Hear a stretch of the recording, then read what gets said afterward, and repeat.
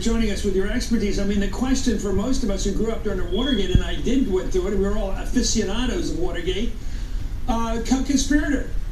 It sounds like it. What do you make of it in this case? The President of the United States was one of the people who was forking over the money to keep the woman quiet so he could get elected president as a part of a concealing effort in violation of federal laws and requirements.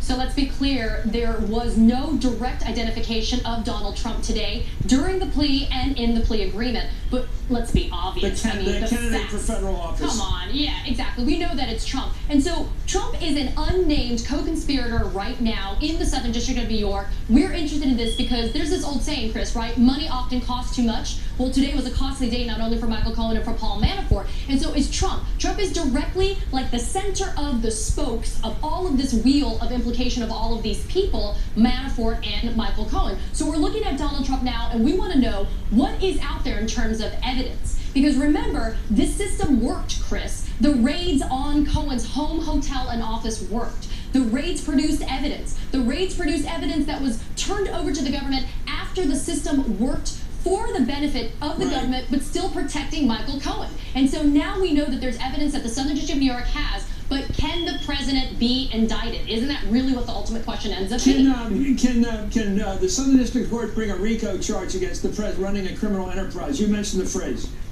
Yeah, so here's the deal.